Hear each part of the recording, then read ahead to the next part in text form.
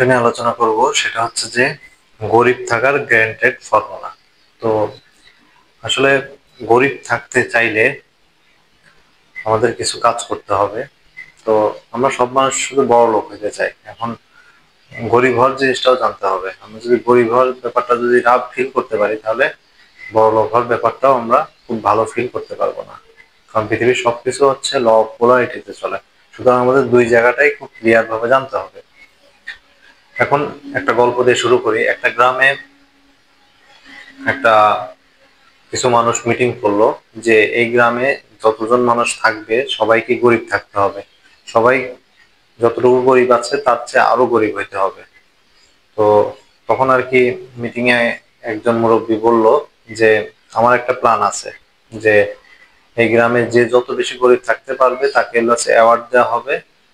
আহ, যদি মহিলা হয় তাহলে গরিব কুইন হবে, আর যদি পুরুষ হয় তাহলে গরিব কিং অ্যাওয়ার্ড দেওয়া হবে।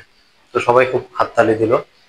দেওয়ার পরে পরে আরেকজন বলল যে আমার একটা মাথায় আইডিয়া আছে, যে গরিব থাকার জন্য সবচেয়ে বেস্ট ওয়ে হচ্ছে যে অন্যকে দোষারোপ করা। আমরা যত বেশি অন্যকে দোষারোপ করব, তত বেশি সে মানসিকভাবে বিগড়ে থাকবে এবং সে গরিব হয়ে যাবে।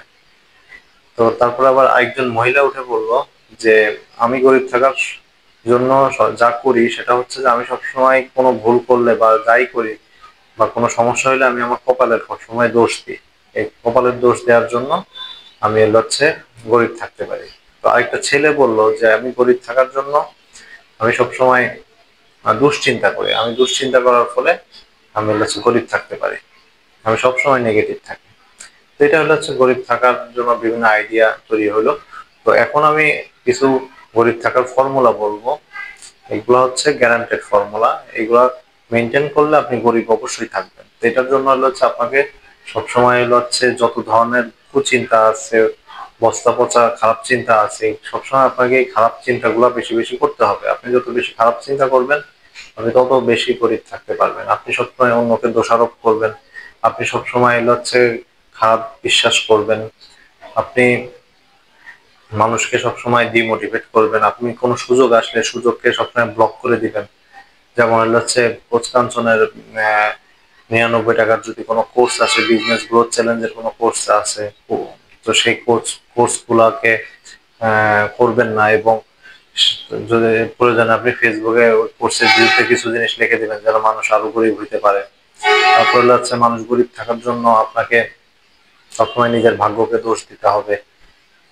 তারপরে মোমেন্টাম কখনো ধরে রাখা যাবে না, কখনো এক এক ধাঁচে কোনো কাজ করা যাবে না, এবং কোনো ব্যবসার সুযোগ আসলে ব্যবসাটাকে ইগনোর করতে হবে, এবং নেতিবাচক যেসব মানুষ আছে তাদের সাথে বেশি বেশি চলতে হবে, এবং সবসময় যে অপরচুনিটিকে সবসময় ঘৃণা করতে হবে, টাকাকে ঘৃণা করতে হবে। তো এই কাজগুলো যখন আমরা বেশি বেশি করতে পারবো, তাহলে আমরা বেশি বেশি গরিব থাকতে পারবো। এই গরিব থাকার ব্যাপারটাই যে এটা রিয়েল। সুতরাং গরিবকে টাকাকে সবসময় বলতে হবে তুমি আমাকে এই গরিব তুমি আমাকে করেছো শ্রেষ্ঠ।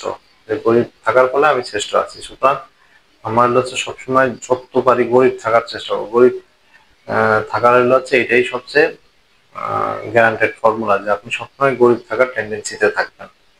এটাই ফ্যাক্টর। Thank you.